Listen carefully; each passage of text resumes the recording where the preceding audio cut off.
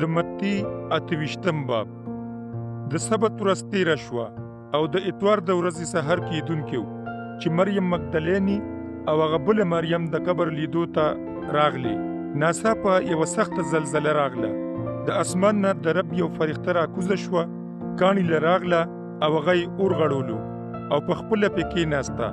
د هغه مخ د اسمان د برېښنا په شان ځلېدو او جامې یې لکه د واورو سپینې وې. څوکیداران یې په لیدو د یرې نه ورپېدل او لکه د مړو پرېوتل. فرښتې بیا ښځو ته وویل چې تاسو د هیڅ نه مه یریږئ. ما ته پته ده چې تاسو عیسی ګورئ، څوک چې په سولی شوی و.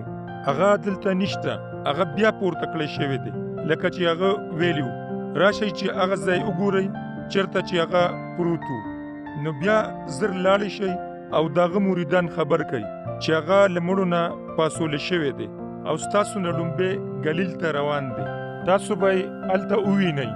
ما تاسو ته دغسې ویلي دي. هغوی د مقبرې نه په هیبت او خوشحالۍ لاړې او دعوې کړل چې مریدان خبر کړي. ناڅاپي عیسی په لاره پې پیښ شو او په هغوی یې سلام واچولو. هغوی ورغلې او د هغه خپې یې ونیولې او سجده یې ورته وکړه.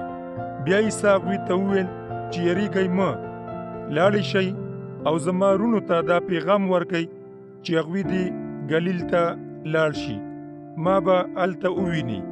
ښځې په خپله لار تللې چې ځینې څوکیداران ښار ته ننوتل او مشرانو کاهنانو ته یې ټوله کیسه تېره کړه.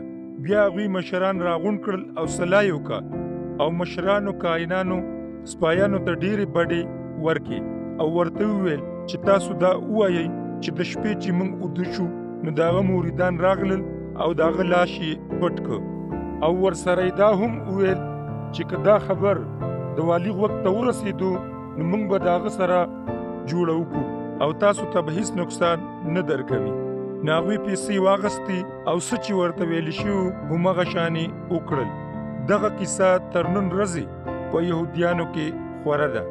11 مریدان د ګلیل هغه غر ته روان شول چې عیسی ورسره د لیدو دپاره مقرر کړی و. کله چې هغوی هغه ولیدو نو ورته په سجده شول، مګر ځینې شکمن وو. بیا عیسی ورغې او خبرې ورسره وکړي او ورته وویل چې د اسمان او د ځمکې ټول واک ما ته راکړی شوی دی. ځکه تاسو په ځمکه خواره شئ او ټول قومونه زما مریدان کوئ او د پلار، د زوی او د روح القدس په نامه ورته بپتسمه ورکوئ او دا تعلیم ورکوئ چې په هغه ټولو خبرو عمل کوئ چې ما تاسو ته حکم کړی دی او دا یقین لرئ چې زه به تل تاسو سره یم تر اخره وخته پورې.